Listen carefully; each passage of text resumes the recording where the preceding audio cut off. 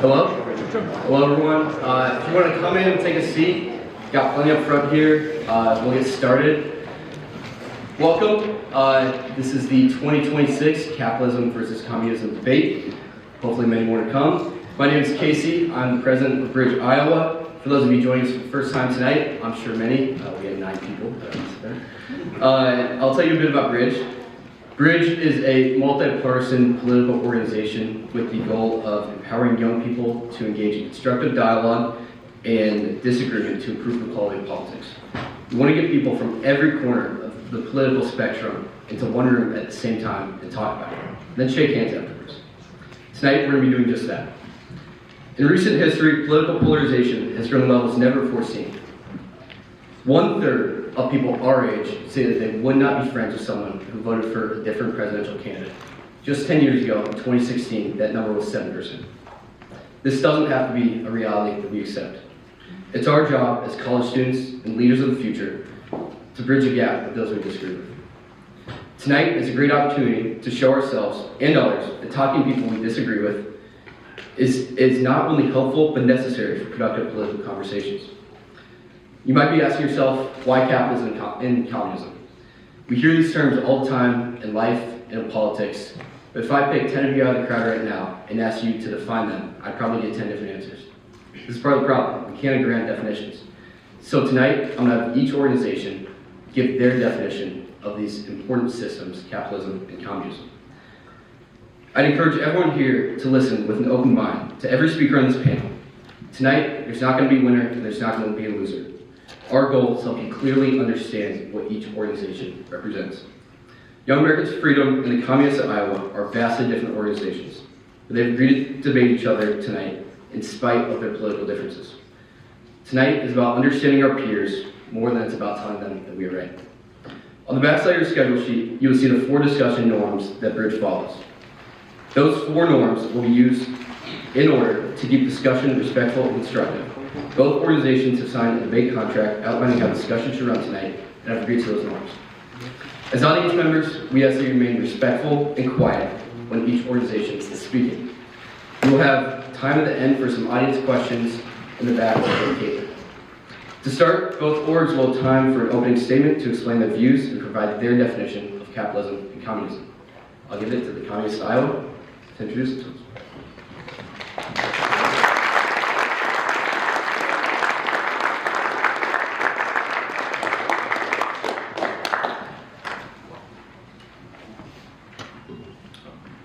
Hi, I'm Jakobie representing the Communists at Iowa, along with our fellow members Jonah and Minou.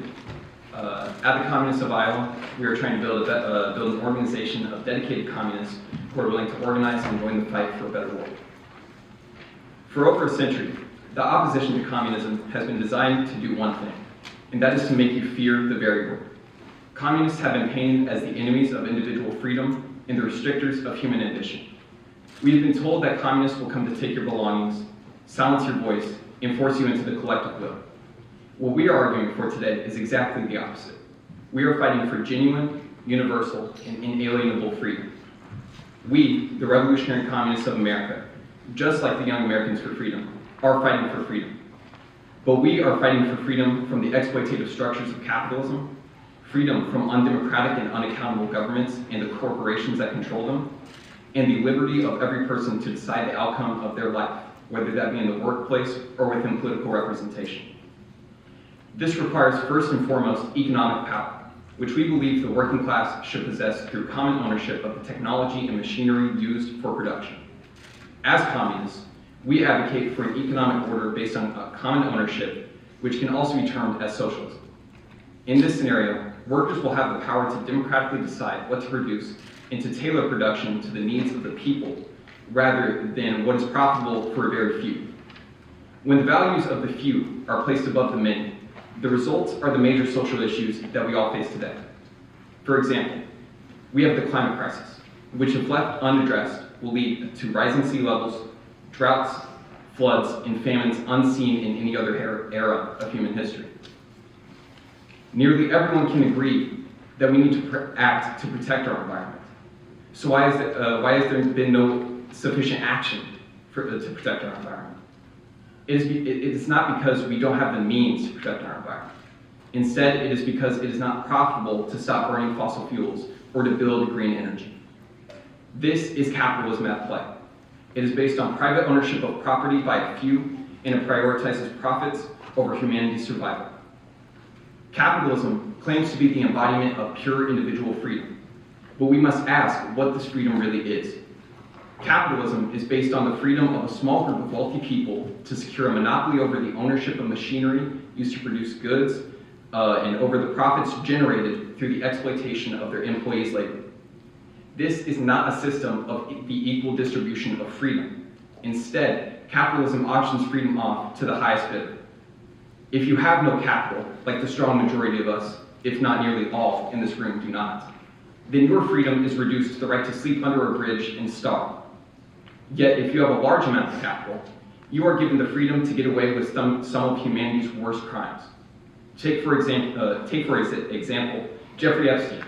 He was only given a sentence of 18 months in a Florida county jail after being found guilty of trafficking young women into a sex ring involving some of the world's most powerful people. And he got this light sentence because of his large, vast amounts of money and that he could spend on a legal defense. And we as communists reject this cruelty. We reject the idea that freedom is a luxury good only offered to a small few. We believe that freedom is only guaranteed through material power.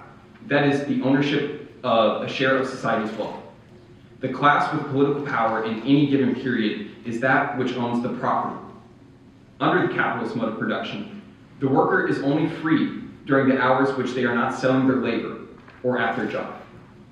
For the majority of their waking day, they serve as an instrument, a cog in a machine owned by another. Their creativity, time, and life force are extracted from them for wages that represent not only a fraction of the value of which they produce, but also the minimum amount required to keep them alive and working for the next day. This is nothing but slavery to a wage.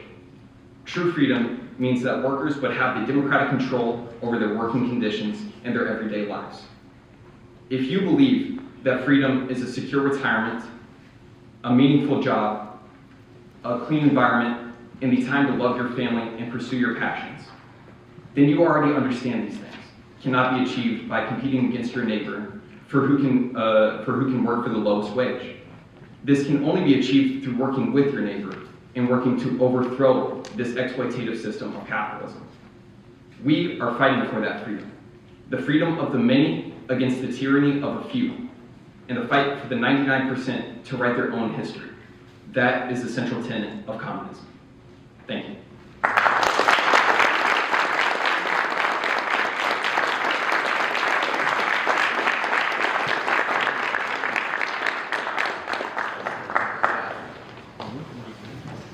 Yeah, for your opening statement and introduction, please.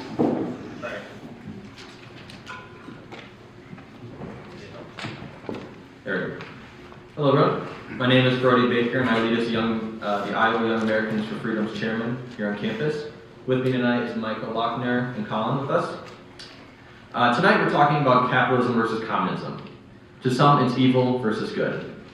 For us, we're talking about the free markets, limited government, and the individual freedoms of men. What is YAF? YAF was founded by William F. Buckley, Jr. in 1960 to combat the rising influence of communism.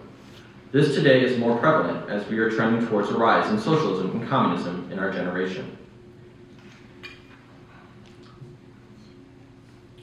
For us at Young Americans for Freedom, we have been a vocal advocate for capitalism, often presenting it as a system that promotes individual freedom and economic growth. Right now, for individual freedom, we are in control of our own economic affairs, jobs, businesses, and our choice in university as a degree.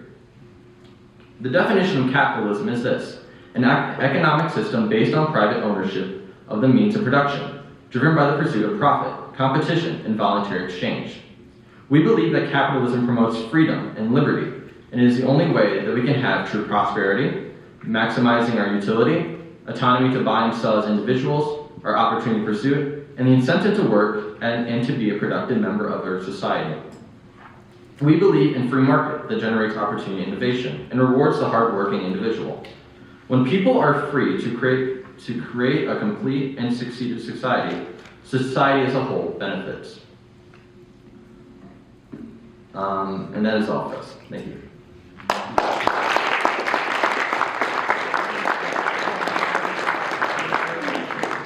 We'll now move on to the moderator question portion of tonight.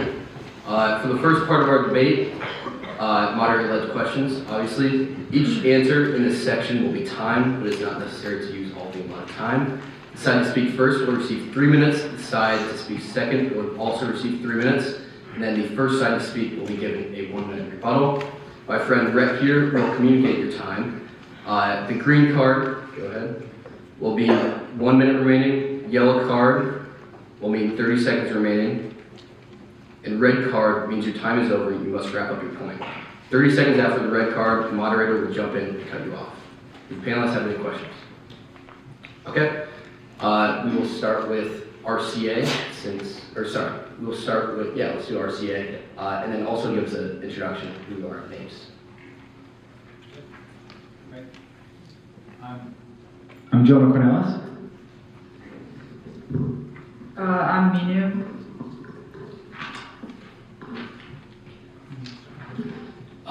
In the spirit of being respectful to our peers, our first question will be simple. Please name one nice thing about the other side's point of view.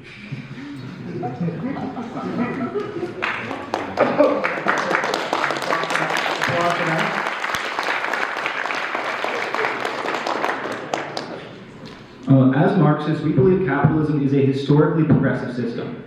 In just the case of U.S. history, capitalism represented the overthrow and the end of slavery, and for many other societies, that was the end and overthrow of feudalism as well. Capitalism, in that respect, is it was a historical necessary point for humanity to go through, and it did produce innovations as such, especially during the Industrial Revolution. Those are the progressive degrees of capitalism. And our advocacy is just in the extent at which we believe it has lost many of those parts of usefulness, and we are looking for an alternative. Yeah, one nice thing. All right, so I'm Colin Peterson, and one nice thing about them as an organization, I think that their advertising is very aesthetically tough. I see it all over campus, and I just think it's pretty good. But one thing that I'll say that's nice about communism, I think that it is good intention. I think that they have good intentions. I think that they want to do what's best for them and for others. But I think that the road to hell is paved with good intentions. So that's what I'll say.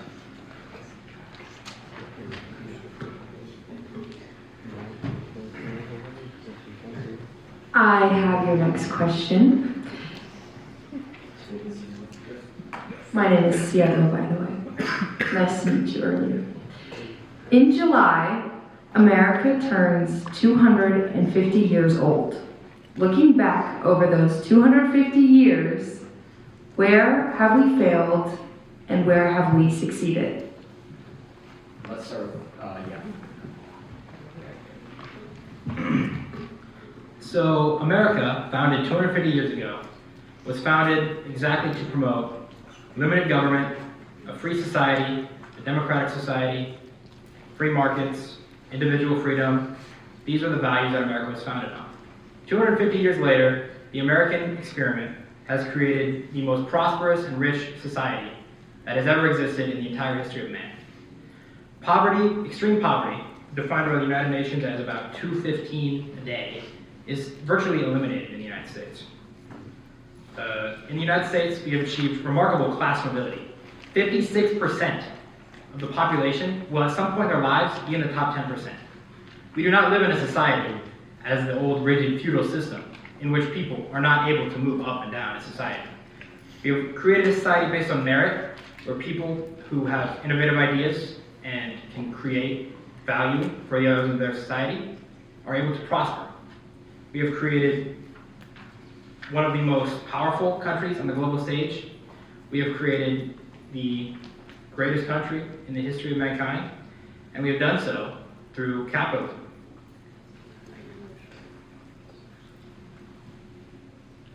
RCA?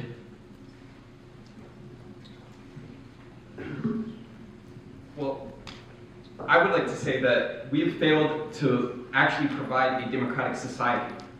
Our country was founded explicitly with rules that determined who can and cannot vote.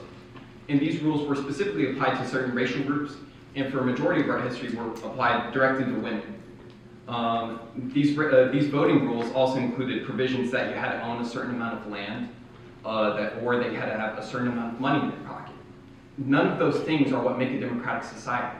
Saying that one person can vote or that one person's vote matters more than another is not democracy. And even today, we see this backsliding of democracy, even if we have had our civil rights movements or women's suffrage movements.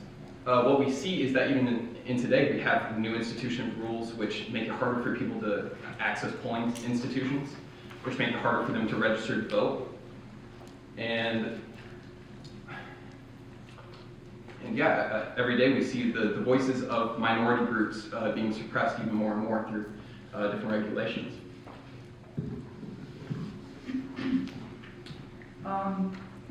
I think it is important to mention that while we are mostly out of extreme poverty, it is sort of starting to come back. And of course, poverty in America may not be nearly as bad as poverty around the world. Capitalism started from colonialism, started from slavery, basically like these sorts of ideas are how capitalism was able to prevail. And of course, it had its place during the Industrial Revolution, but now we see things are starting to turn and go the opposite way. Yeah, I'd lastly like to highlight that point of how, the very little extreme poverty in America is directly tied to the extreme poverty we see across the world. When ownership of large business is owned and headquartered in America, but exploits labor and resources of countries around the world, sucking up value from other countries, you do create a relative less poverty in one place while worsening poverty around the world. So I'd say one of the biggest failures in the United States would be the role it served as an imperialist power in the especially the 20th century and up until today. YAF, you have 1 minute rebuttal if you'd like to use it.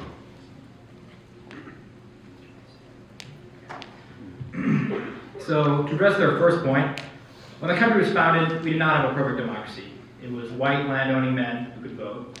But as we have sort of fulfilled the principles that this country was founded on, we have progressed in a way in which now everyone is entitled to the right to vote. And we really do have a free democracy, according to any watchdog organization in the world. Secondly, the role of the United States abroad. The U.S. does not bring poverty to places around the world that are in poverty. These places have sort of just not had the same kind of development. And a big reason for that is that they have not had the economic freedom, and they have been controlled by sort of Marxist and other groups that have suppressed this innovation and not allowed other countries to develop. For example, so cross-country analyses find a correlation coefficient of about 0.82 between economic freedom and GDP per capita. So if you want to find what has lifted most people out of poverty, rather than put them in it, the answer is free market capitalism. Thank you. Thank you. Our next question. A recent survey from the Cato Institute found that among 18 to 29-year-old Americans, 62% have a favorable view of socialism, 34% have a favorable view of communism, and 50% have a favorable view of capitalism. This means that among our age demographic, socialism is more popular than capitalism, and communism isn't far behind. Why do you think this is, and why is our generation so different? Who's starting? You guys start. Sorry. RCA starts. Okay. I think the popularity of socialism and communism in the past couple of years is can be attributed to that past couple of years.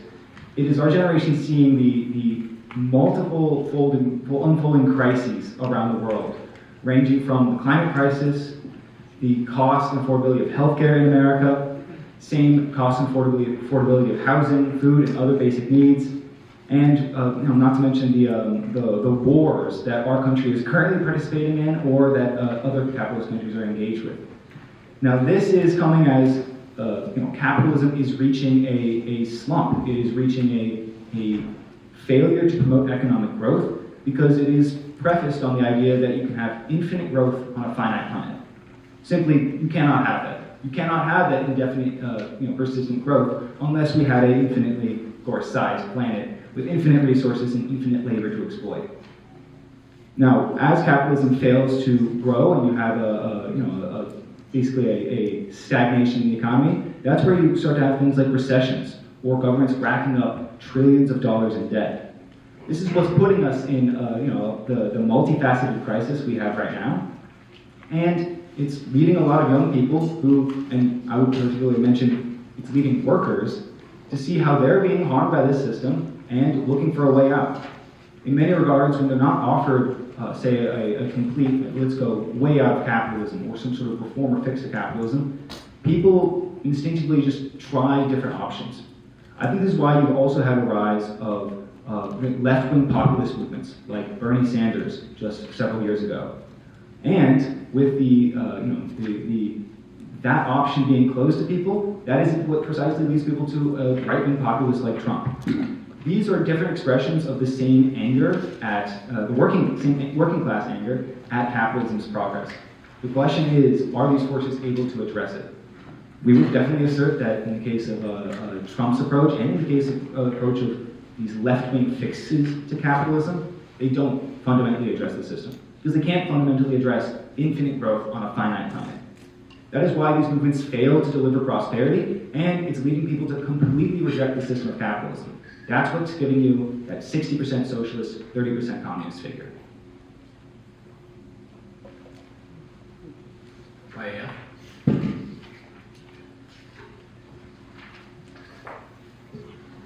Yeah, so I think the biggest reason for you see more of a socialism approach from younger people is because they never experience what the actual true realization of socialism and communism really is. The older generations have seen it. That's why you see in that polls and how that is voting, you see 80% of the baby boomers opposing the works of communism. Because in its holes, communism sounds nice, a place in the world's heart. But what is expressed is exactly why communism leads itself to mass murdering authoritarian regimes. Communism can only prey on the fear and insecurity. Can capitalism do the same? Sure. But it can only work if it simultaneously highlights the human desire to succeed and to progress and to grow. Communism can only be attempted with a scared and broken people, which is what they're trying to do with the mass media now and social media being taken over, as we've seen in other countries like Brazil, where the younger generations have taken over with social media platforms. Why you see X, Rumble, all these other platforms are banned in the country, and you see a more socialist institution going towards the media side of it. You see it going towards the college level, and that's why there's kind of a fear in why the Center for Intellectual Freedom has been created, is because of the fear of what could happen to the United States of America and its college campuses. I like all of that. I agree with what he said, but I just think that sort of because younger generations haven't really experienced it firsthand, they've sort of been led into a lie that there's just this utopia right around the corner if they are willing to seize it. But of course, utopia doesn't exist, and we're sort of just doing the best with what we can do, and that is the best system that we've discovered for man's flourishing is capitalism. Young people are more rebellious, they want to see something different, and because they have legitimate struggles. But they've been fed a lie that socialism is going to provide this utopia that's going to fulfill all of their needs with no work or anything. And they've just been fed a lie that it's not, because the reality is that it leads to authoritarian regimes, stagnant economies, forced labor, and all these sorts of horrible things that we've seen in historical and current communist regimes today. Thank you. RCA, your 1 minute for rebuttal.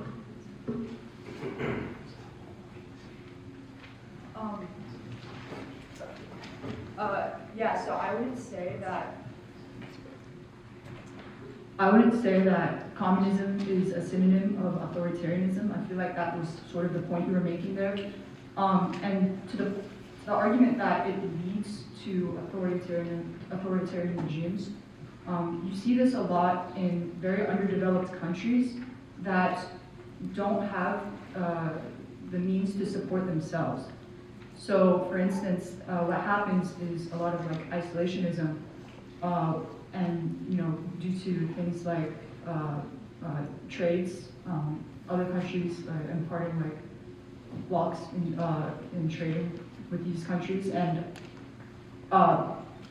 basically like because of this isolationism, it leads to things like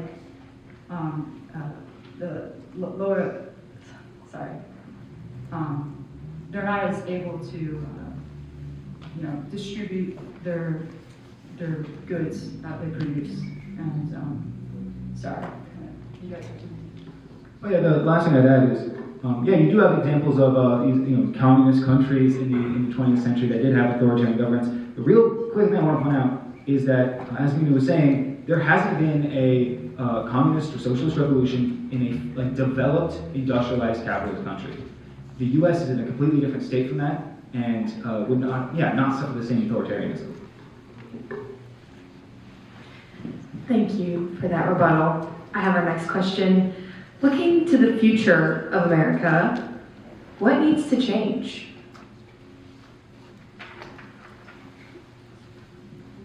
Yeah, we'll start with you. So I think America has pretty good thing going overall. We're the richest society in human history. We've got we have the highest GDP in the entire world. But I think one way that the government could help flourish prosperity, especially for young people, is to get out of the way. They should, housing I think is one area where it's very clear that the government should step aside, stop with these restricted zoning laws, and it would create housing supply that would help young people be able to more easily afford a house. Promoting free trade, I think, would be something that's good for the government. It would help us get goods for cheaper. Stepping aside and letting more innovation thrive so we can have these new technological inventions that are coming that could promote unimaginable prosperity, with artificial intelligence and these other technologies that are currently being developed. So I think if we were to give the government one piece of advice, we would say, stay out of the way and let private industry sort of develop through the profit incentive that they have to innovate. I would say the biggest thing with that is staying out of corruption. I think you see corruption at any hierarchy. We see it always at the top. It's a valid point. But do we see it in a capitalist society? Yes, of course. There are no doubt there's some corrupt people at the top in the capitalist society. But in a true free enterprise system, that corruption is mitigated. We see today by competition with gas companies where you see gas lowering and that effect. We see it with, we see repeatedly, hold on, no. Right here. Now invariably, when that corruption does occur repeatedly and systematically, you see it with the big banks, big energy, big unions, you see that happening. But it's not because of capital, it's because of the never-ending, why does it happen? It's because of big government bailouts. We see that during the Great Depression with big government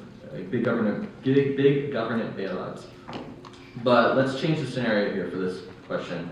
So let's say, the big corporate government you and I both hate for bailing out big banks. Now it is the bank. Now it is your only bank. It is your only grocery store for anything else. Let's say it's your only phone provider. It's your only health insurance. That's communism. As seen with every communist regime ever, it leads to massive death and totalitarianism. We have the history of this. There is not one successful communist or socialist country that is around right now. And I know my time for that. Thank you. RCA. All right, well, I would like to start by saying that for the future of our country, we need a better distribution of political freedom. In this country, who really decides what happens in this country? Just because you get to vote for a particular political representative of a Democratic or a Republican party does not mean that you actually have a say over what goes on. If you were to look at a graph of the popularity of a bill versus how likely it is to pass in Congress, it has a directly inverse relationship. That means that the more people that support a bill in Congress, the less likely it is to pass. And the less people that support that bill, the more likely it is to pass. And why is this? It is because finance has had a complete monopoly over our politics. It's the reason why people like Zoran Mamdani get so popular, is because they fight against this monopoly over our political system. We get to show that we can build grassroots movements that can move our country forward rather than keeping ourselves in economic stagnation. To specifically talk about government getting out of the way, I think a lot of this could be resolved by the elimination of capitalism. Specifically looking at private ownership, where the reason the government, has bailed out banks like in 2008, and a lot of the reason they put regulations on various industries is at the request of the businesses.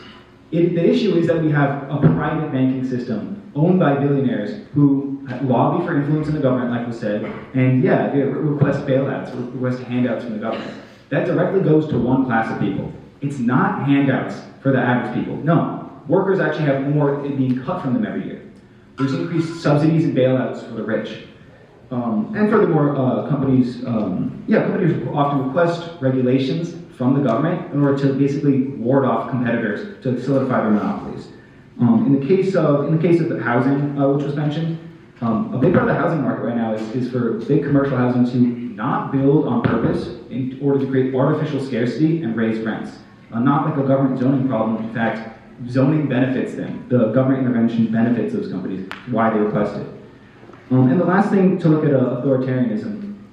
Let's imagine a scenario where the bank is not private. Every company that they listed isn't private. Imagine if it's owned collectively by the working class, right? There's a democratic say from everyone on how it's run. Now, talking to regimes of the past, the precise issue you had is, in the example of the USSR, is you couldn't sustain long-term democratic participation because they started from a pre-capitalist, underdeveloped state. In Russia, a majority of the population before the revolution couldn't read or write. That sort of lack of education is what allows authoritarianism to develop, which it did in the USSR. They did develop an authoritarian regime precisely because they were at that underdevelopment which breeds authoritarianism. Now, with that, they still were able to have limited successes with the development of their economy, and we believe the same thing, infusing democracy, which the US does not have that civic problem, using democracy into the system would completely change that. So, first off, we're not really here to debate about campaign finance laws or lobbying from corporations. We are opposed to any kind of corruption. I think that there's plenty of capitalist countries in the world that do not have the exact campaign finance and lobbying laws that the United States does. These things are not inherent to capitalism and insurmountable issues that cannot be overcome. These things can be reformed with just a few bills that specifically address these issues. And the second thing is... Way to throw me on that one. I would say that we are a republic. We are not a democracy. We are a democratic republic. The biggest thing about that being a republic. Secondly, you talked about the workers and about private ties with that. The thing I'd say about that as example would be, let's say I invent the light bulb. I toiled away, creating thousands of failed prototypes, investing some of the best years of my life while others ate, slept, and objectively did nothing to help in that pursuit. That's communism right there. However, in the capitalist society, finally I created a successful one, work ethic. People across the world are willing to pay for my wonderful invention, so I've become wealthy. Hence, capitalism. According to Marxists, that is theft. We're out of time? 10 seconds. 10 seconds? All right, I'll just do it. Okay. Thank you for that. Now we'll be moving on to the second part of our debate, and we'll be handing it to the organizations to ask each other some questions now. We will start with YAF asking a question to RCA that they have prepared. The responding side will get 3 minutes. The asking side will get 2 minutes to respond, and then the responding time will get 1 minute to rebuttal. Any questions from the panel? Not the moment. Whenever you're ready. question is, how can scarce resources be effective and efficiently allocated in a command economy without price controls? It's simple. Democracy. You can, have a set of priorities, designed and designated by workers, by the 99%, that allow you to allocate, scarce resources. I would say that there's a lot of resources that are for one, not very scarce. For example, the world produces more food than the world population needs to eat, and capitalism has this problem of overproduction. And even then, when you have overproduction, of course, people go hungry. Of course, things are overproduced, and when people aren't able to pay for services or pay for goods, they're too bad for them is the logic of capitalism.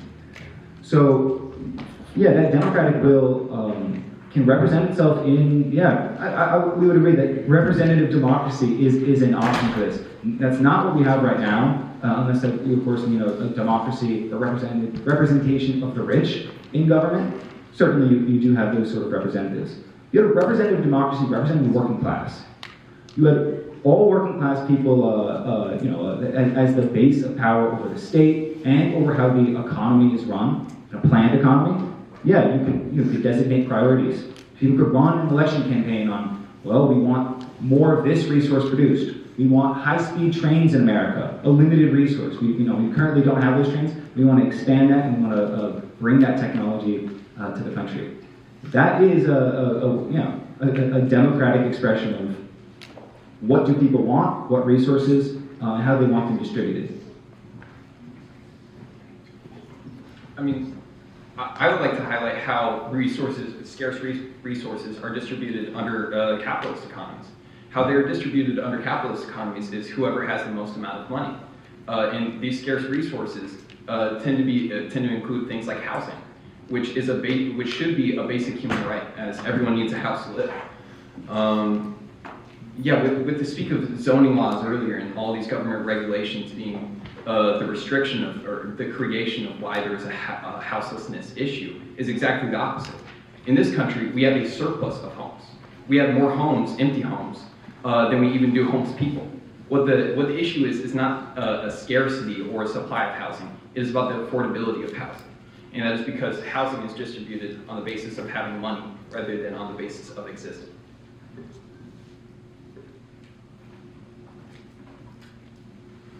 YAF, your 2 minutes to respond. All right, so I think democratic control always sounds good, right?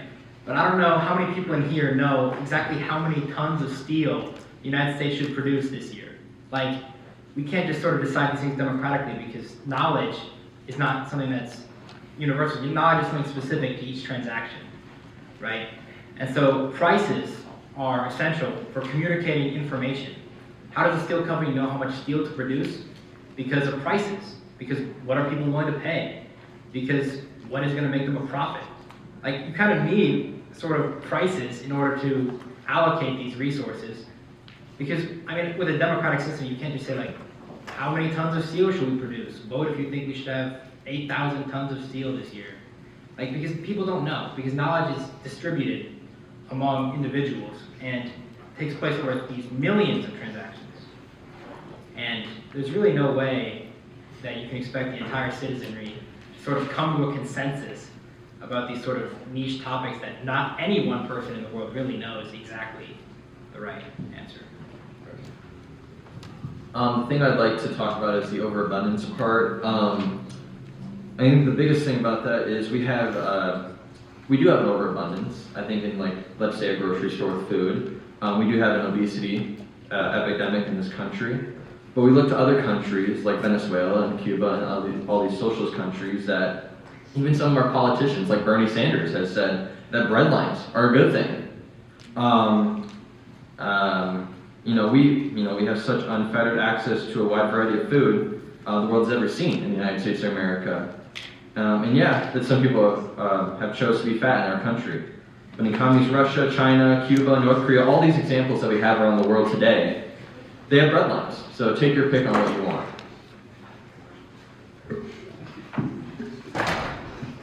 One minute, RC.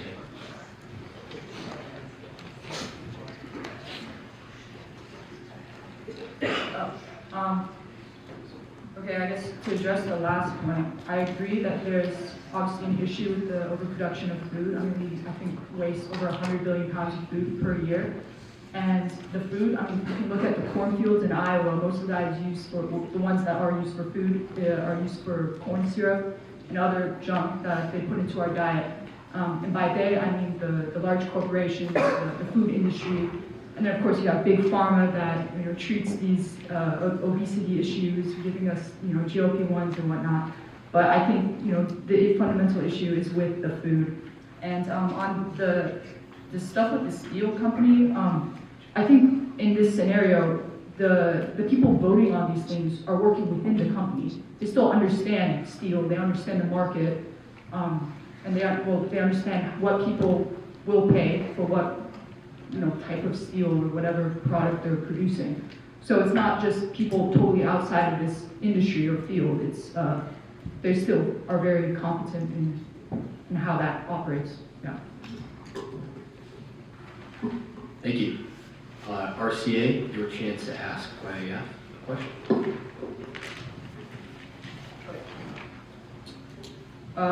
Yeah, so I was wondering, do you guys think access to basic needs like food, shelter, healthcare, water, should these be determined by money?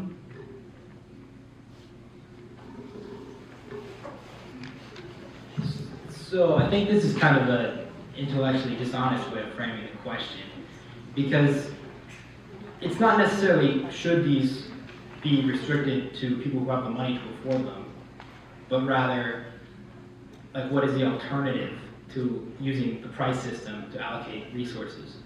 Like, we can have these sort of welfare programs where we can subsidize demand through capitalism and through the price system. And that's why we have such things like the food stamp program, so that nobody in America goes hungry. So, like, we don't necessarily need to nationalize these things and declare that they are like human inalienable rights, to just ensure that everyone gets them. Because, like, you can't really say that you have a human right to bread if you don't produce enough bread for everyone, because there's just not enough.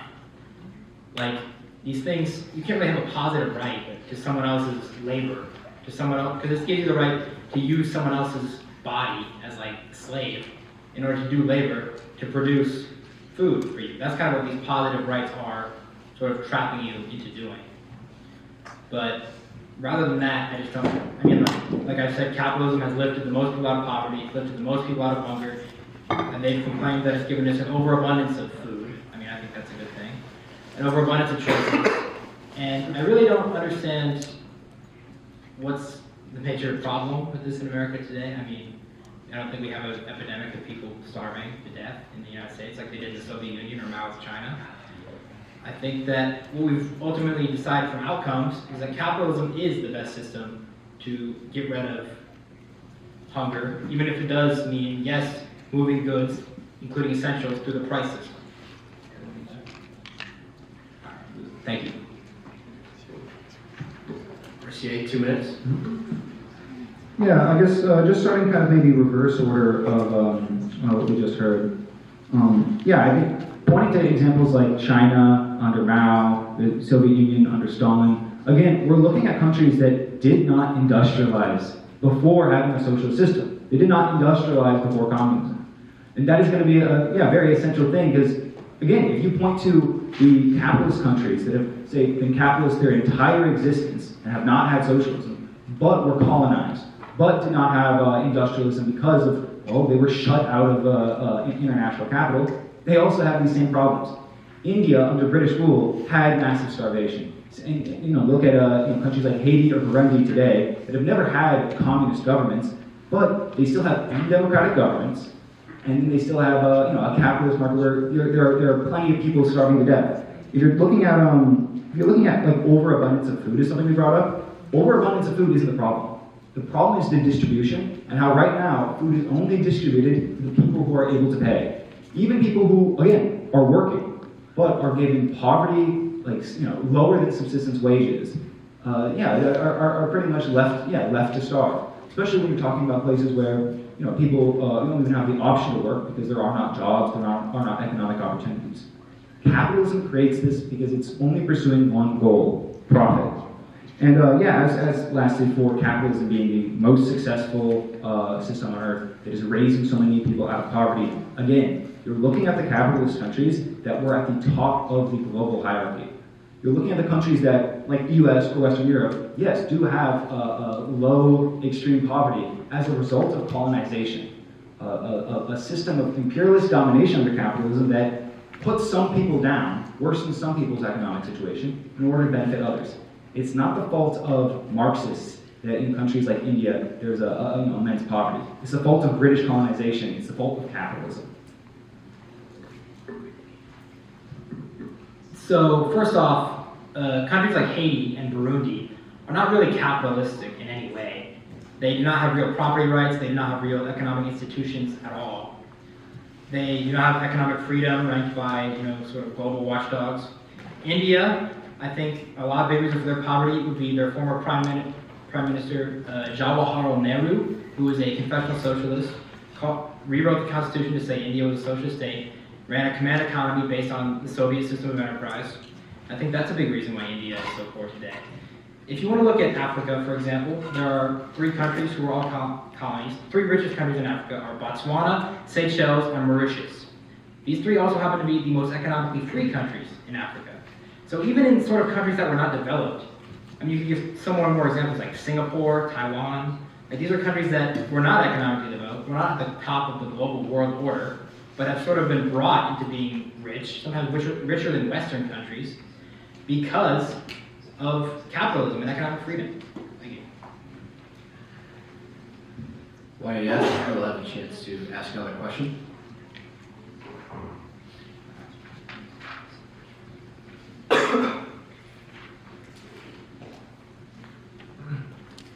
Yes. What incentives exist for innovation in the system without private property? Private profit, excuse me. So was it profit or property? Profit. Yeah, this actually returns to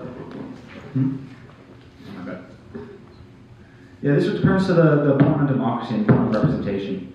You do not need to be an expert on steel production in order to be able to voice your want for a certain style of management of the economy, and to voice your want for investment in like research and development. Currently, the U.S. is cutting its research and development. We're scaling back how much we actually are investing in things. And then I would also point out, where is research being done? Which is the source of all innovation. It's not CEOs and billionaires that are the ones actually finding innovation. It is workers. Workers who actually are researchers, and they're performing the labor of finding new ways of doing things. Right now, a lot of that's being done by companies, but that doesn't actually really need to be the case. Look at this university.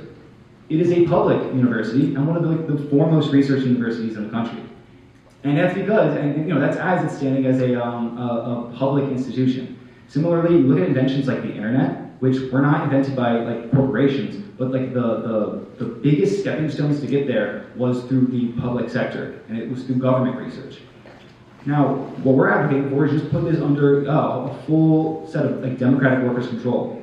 You can then democratically decide to put more resources into research, more resources into innovation, and I would also throw in like, this sort of democracy doesn't just have to be through the just the open population, but it's also within the given industries. If you give workers in, say, let's take the example of a steel plant. If you give workers the power who are actually dealing with steel day to day, you give them power over their working conditions, democratic say over how their industry is run, they're going to take a lot different of an approach as the currently big monopolies that are running things like steel production. What capitalism looks for is innovation as long as it makes profit. That's why we can have a lot of inventions like solar panels or nuclear energy that can produce power more efficiently than fossil fuels, and also in a safer way, not destroying the environment. But they're not brought to mass use, and we're not phasing out fossil fuels nearly fast enough to make climate goals, all because it's not profitable to use them. And even when it is profitable, you can have the monopolies that represent all like the utilities or the power companies in America. basically unfairly setting their own rules because it is private property, because they get the right to do that as owners. And giving that power to, directly in the hands of workers, they're able to make decisions not just thinking about the profits of a few, but thinking about their communities that they live in, their personal experience, and reflecting on things like the climate, giving us innovations that are not just for profit, but innovations that help the whole human race. So let's kind of start backwards here. I also think that monopolies are bad, and that's why I think that a guaranteed government monopoly over all sorts of industries would be bad. I mean, you may hate your electric provider, but there's always competition that can rise up and do better if your electric provider is terrible. But in a communist system, there is no replacement. There is no incentive for anyone, and they're not even allowed to normally, to sort of compete with them. And back to incentives. Innovation is more than just sort of research that goes on in public universities. There has to be private individuals who are willing to take on risks and try ideas that might fail. Like, it's more than just scientific papers and similar. Like, if you can look at West Germany and East Germany, you can easily see which one was more innovative. West Germany is still far richer, far more innovative than East Germany today, even though they've been reunified. And these are industrialized economies. These are not, like, backwater countries. I think we're good. We used our time there.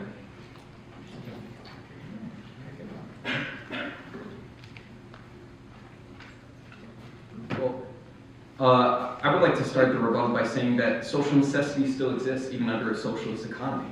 Things will still always need to be produced. Food will always need to be produced. Steel in a modern world will always need to be produced. Just because there isn't a small group of individuals who are willing to force their way to make a profit off of these things does not mean that all of a sudden they will all of a sudden just not be produced or no one will want to produce them. People will still be hungry, so people will still want food.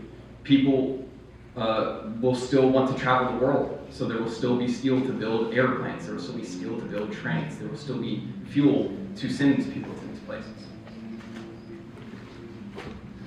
And I'd also highlight that example of like East Germany versus West Germany. I think this is kind of fraught with several problems. For example, like the destruction they suffered during World War II, as an example, where like the most damage was done.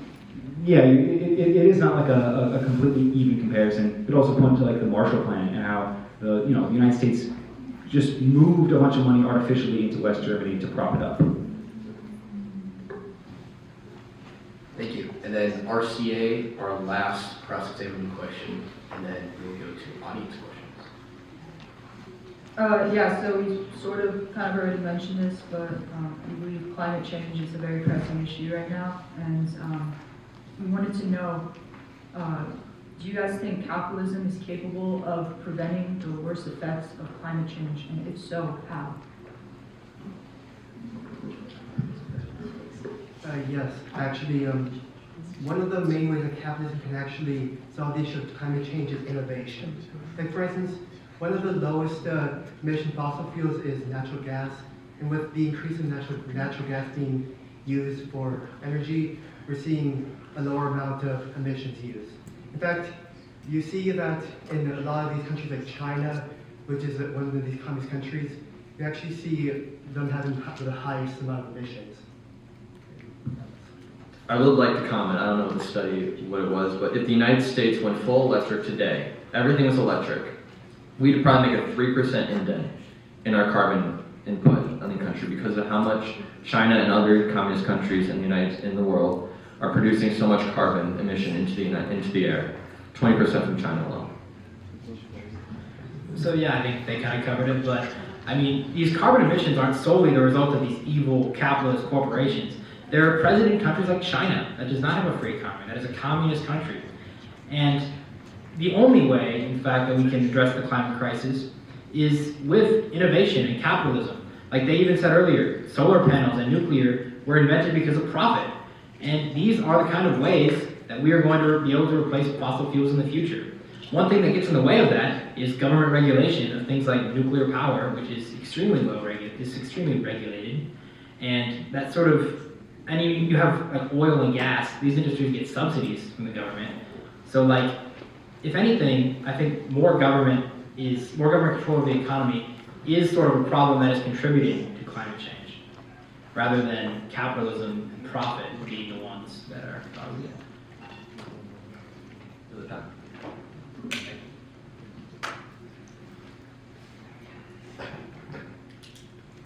Well, I would like to say that it is actually innovation itself which is keeping us from reaching a green world.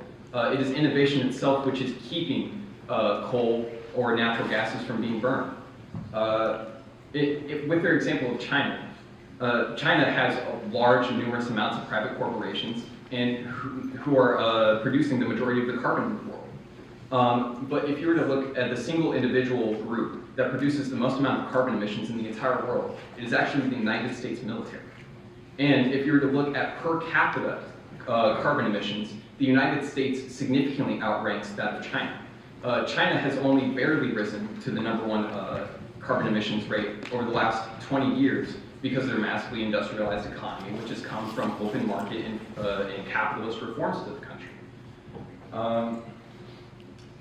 Yeah, I mean, if it were possible under capitalism to have green energy or to reduce carbon emissions, then why has it not happened yet? One of the few countries which has actually lowered carbon emissions is China, which is a capitalist country. And while the United States continues to raise their carbon emissions every single year. Yeah, I agree with that. Semantically, China calls themselves communist, but I mean, you can't really be communist if you have billionaires living amongst you. Also, nuclear power was mentioned, but I'm pretty sure the reason nuclear power hasn't really taken off is mostly due to profit. We see that in the short term, fossil fuels gives you more immediate profit than nuclear power plants do. And if you look in the long term, I think nuclear power is actually more profitable. But because corporations really want to make that quick buck, you don't really see them turning to this cleaner energy. And our whole argument is that the cleaner energy, the innovation or whatever that led to these cleaner energy sources, they do already exist, but there's a distribution problem with it, and we're not actually able to implement under a capitalist government.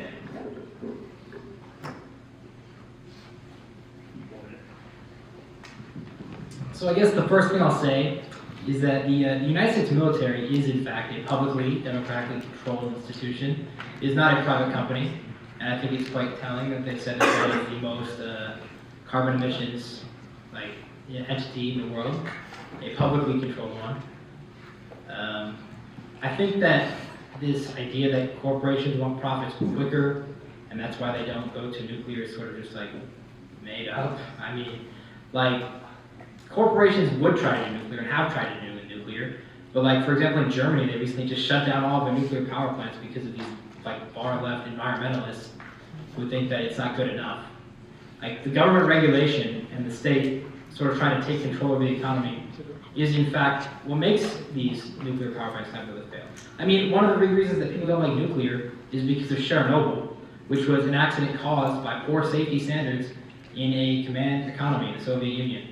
Which, I mean, did they have any incentive to be safe? No, they just had an incentive to sort of promote these ideology, so the people think that they're doing what they want. Thank you. Thank you for that. Now we're going to move on to audience questions. I'll ask one of my bridge team members to bring those up right now. These questions were written down, submitted earlier. They'll be chosen at random and have been vetted to ensure that they're on topic and respectful. Questions will be pointed towards one organization. There will be no time for rebuttal. You will have up to 5 minutes to answer the question if you would like. And our first question is for you guys. We'll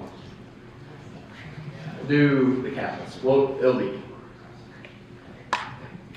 So for YAF,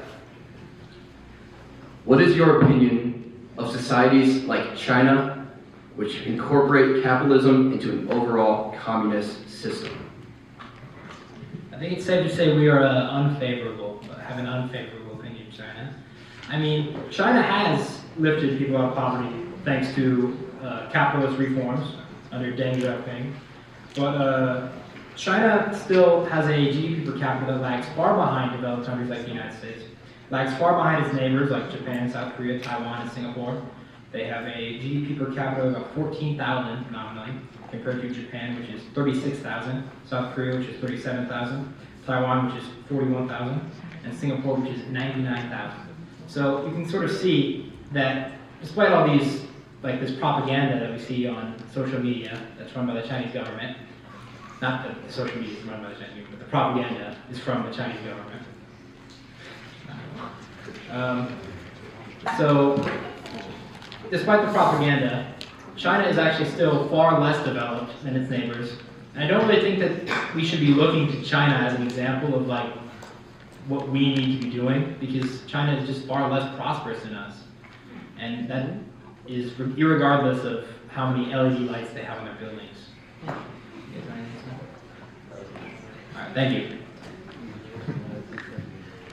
Thank you. Our next question is for a communist. Communism didn't work in Eastern Europe. Why do you think it would work today? How would it? So was that 3 minutes? Oh, 5 minutes. Oh, okay. Yeah, I'd say we'll spell this out again, but in as much detail as we can.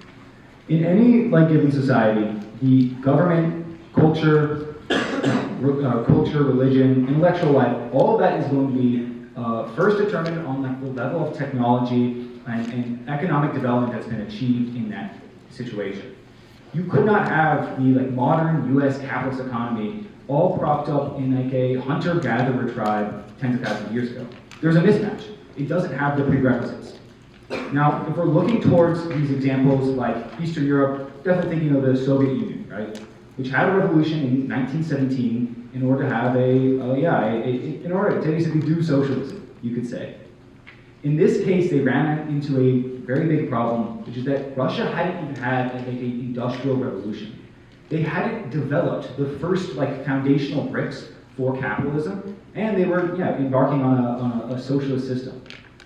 What socialism needs, I believe this is a quote from Lenin, is socialism needs democracy like the body needs air.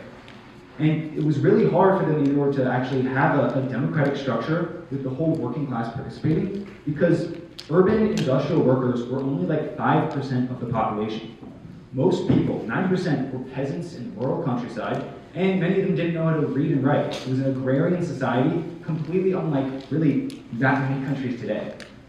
In the backdrop of this, they were further damaged by international isolation. They couldn't really develop that quickly, because especially in the early years, because all these capitalist countries refused to trade with them. They couldn't import tractors or better machinery in order to automate their agriculture, in order to build up that underdeveloped state. And it's in those conditions of you kind of see it today with low civic participation. That's where you have democratic backsliding.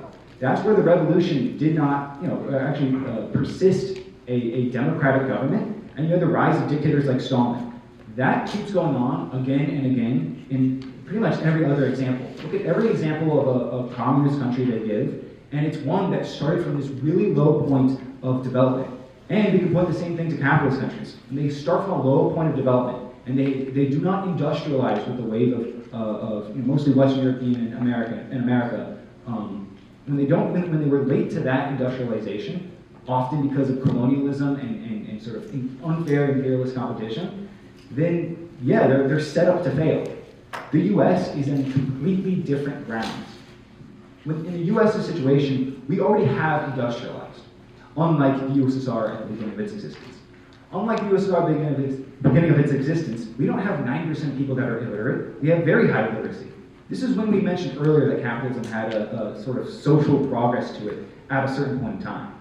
But now, all of the innovations of capitalism, like say the steam engine, are coming to hurt us, right?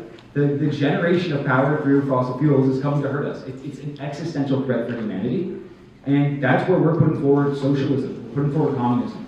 As the U.S. wouldn't have the same pitfalls of authoritarianism or democratic backsliding when we have a far more educated working class, a larger working class, and a literate, educated one. In those conditions, we're going to sidestep the authoritarianism of countries like the USSR or China, and you have the most flourishing democracy that's possible for human civilization. We haven't seen this in a communist country because they were, in addition to being isolated, in addition to being underdeveloped, they were, in the case of the USSR, attacked, invaded by the United States and a dozen other countries after the revolution in order to crush them, in order to further destroy production, further destroy factories, setting them up for failure. And yeah, we want to be clear, the USSR had a dictatorship. China today, which is a first and foremost capitalist country, under the definition set of private property, in China, with billionaires owning big companies, private property is the way business gets done. In these cases, we're not standing or representing these countries that had a completely different starting position, a completely different initial context than a revolution in the United States would. A revolution where workers take democratic control of the key levers of society and start running things with their immense power, running things on the democratic will of how workers want. In the interest of time and getting through as many audience questions as possible, we're going to limit the answers down to 2 minutes from now.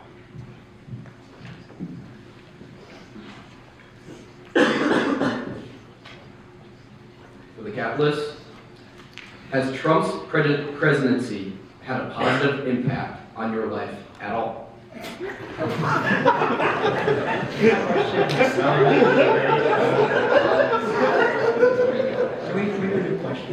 Sure. Yes.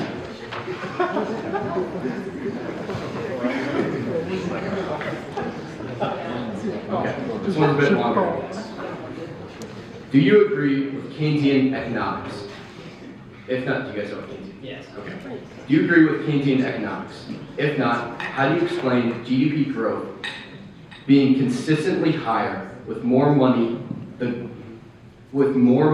government spends on social services such as education? Do you need me to repeat? No, I can answer. Okay, so I think Keynesian economics has its benefits. It's been incorporated into the Keynesian neoclassical synthesis that is sort of makes up modern economics. So I think Keynes certainly has his value. I don't think we're against all public spending ever. During recessions, there's certainly a place, but I'd say we would be wary that because recessions sort of do serve some sort of a natural role of cutting excess, cutting overinvestment in certain industries. So I guess we're sort of mixed on Keynesianism. Yeah. All right, thank you. Yeah, great question.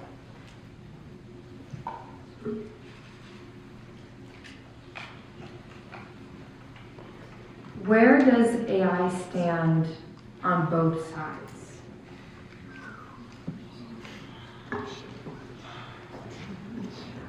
Yeah.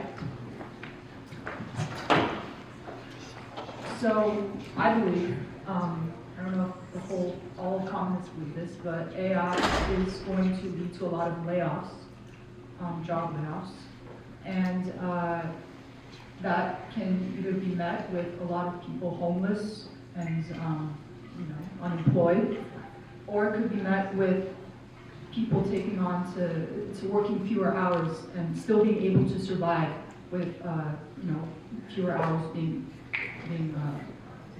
put to work. People can start working more creatively. For example, I believe that there's going to be a new rise in jobs requiring maybe instead of using library functions in coding, they use more algorithms or develop more algorithms for more innovation, more innovative algorithms that correspond with AI and its development. So basically, more creative, more productive jobs. And the question is, I don't think capitalism would be able to support people taking on these endeavors because there isn't an inherent profit motive. And a lot of the times people can't even afford the education to get these jobs. Yeah. Yeah, I would just double stress the point that automation and innovation under capitalism is solely focused at producing more profit. And if workers have their, this happens to a lot of communities in Iowa. if they have their jobs shut down in mass layoffs and that ruins their livelihoods, it is so be it for capitalism. If you give workers the power to decide how technology is implemented, they can say, yes, we do want to accept AI in certain fields to, speed up our work, but not in order to then lay myself off, but in order to give myself less work, and I can be working 7 hours instead of 8, 6 hours instead of 8. And basically take the same amount of money home because we added productivity and we added value into the system.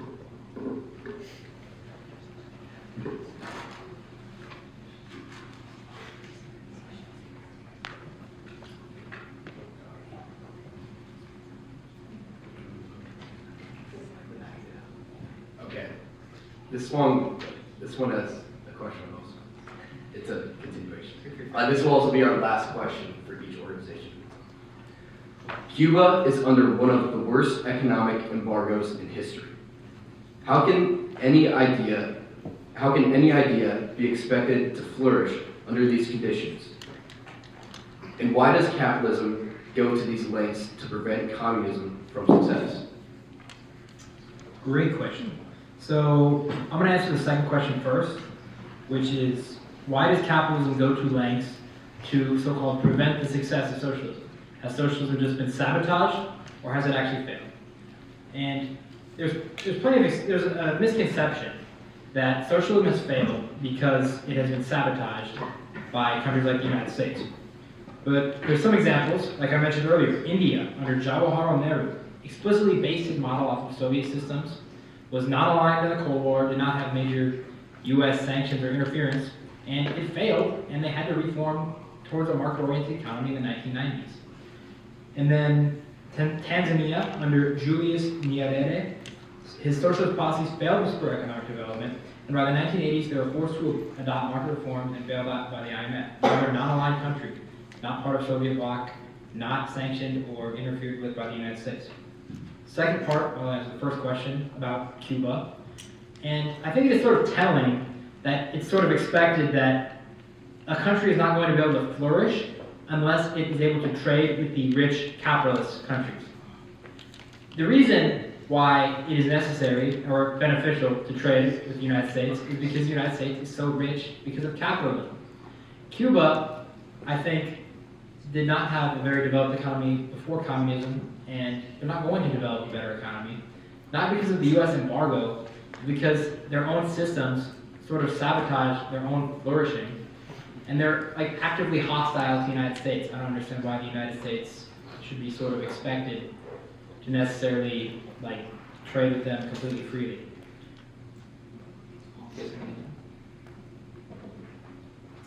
So thank you.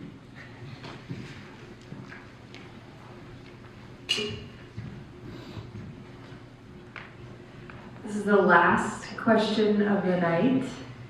If capitalism is bad, then how is Russia better economically after the fall of the Soviet Union?